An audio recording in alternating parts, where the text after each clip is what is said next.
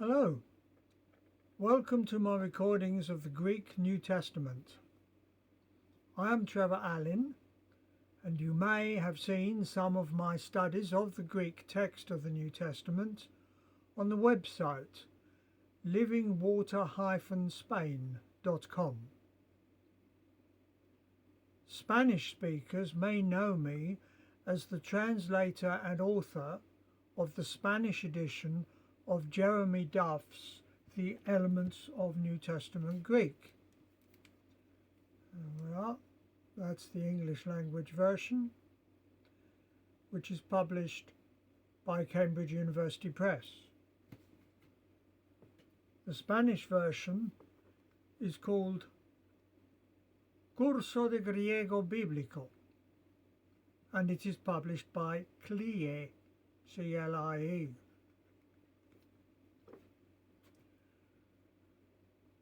When anyone is learning a foreign language, one of the things that best helps progress is to fill the mind with the sounds of the language being studied.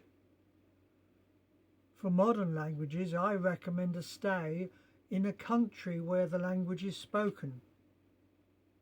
But this is not possible with Biblical Greek.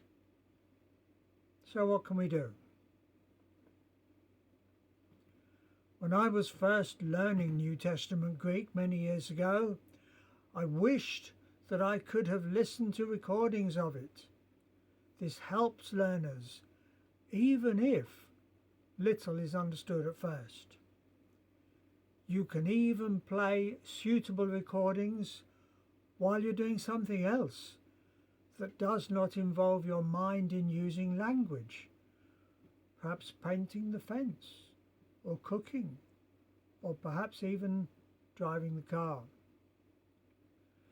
Now I am making such recordings, and they are available to you, free of course, via the internet, to help and encourage learners of New Testament Greek, and indeed anyone who wishes to hear the New Testament read aloud in the original language, including people who have not yet started learning New Testament Greek, and at the other end of the scale, people who may have studied New Testament Greek and wish to improve their proficiency. In the multilingual environment in first century Palestine, in much of Europe and in North Africa, many people were at least bilingual, speaking at least Greek in addition perhaps to a local language. In fact, recent studies have shown that some of Christ's teachings must have been delivered in Greek. So we believe that in the New Testament we often have the original words that Jesus spoke, not a translation into Greek from Aramaic, which was a language that he also spoke. If you want to know more about this, I would refer you to Tyndale House, Cambridge, and in particular to some of the writings of its principal, Dr. Peter J. Williams. We must be clear that here we are talking about the Greek that was spoken and written at the time of Christ, which is often called Koine Greek. Koine Greek was spoken and written between approximately 250 BCE and 350 CE or AD. Of course, languages change gradually over the years, so these dates are very approximate. However, it does mean that the Jewish translation into Greek of the Hebrew Scriptures, which Christians refer to as the Old Testament, is written in the same form of Greek as the New Testament. That translation was started in about 250 BCE. It is generally called the Septuagint. it is frequently quoted from in the New Testament. So, to be clear, these recordings are not of modern Greek. Such recordings may exist, but changes over the centuries to some aspects of Greek grammar and some Greek vocabulary mean that editions of the New Testament in modern Greek are not the same as the language that was spoken at the time of Christ, and the text is not the same. It's not the same as the text that has come down to us from the earliest manuscripts of the New Testament. So, what edition of the Koine Greek New Testament am I reading from in these recordings? I have chosen the most widely accepted edition of the text. It is known as Nestle-Aland 28, after the names of some of the first modern researchers of the New Testament text. So it's the 28th edition. It is based on studies undertaken over a period of more than 100 years of the earliest Greek manuscripts of the New Testament.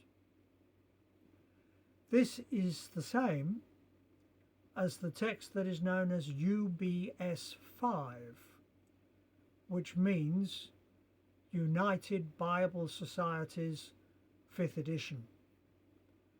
I'll put information on these editions of the Greek New Testament below in my comments. If you wish on some occasions to follow the text while you listen, the NA28 or the UBS 5 are the best texts to choose. However, some of the differences between different editions of the Greek New Testament are in fact just spelling differences, and most other differences are minor changes to a few individual words or minor changes of the order of some words in some phrases.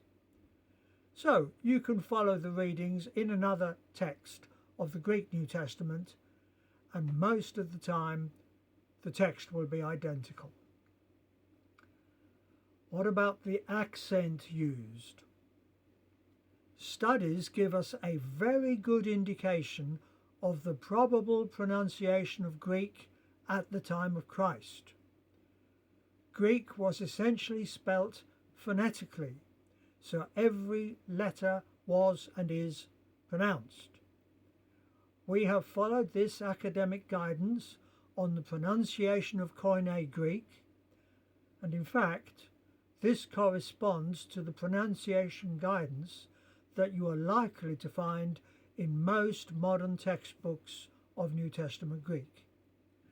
So, this does not sound like modern Greek, which is pronounced differently from the pronunciation used 2,000 years ago. This is because pronunciation or accent changes in every language over time.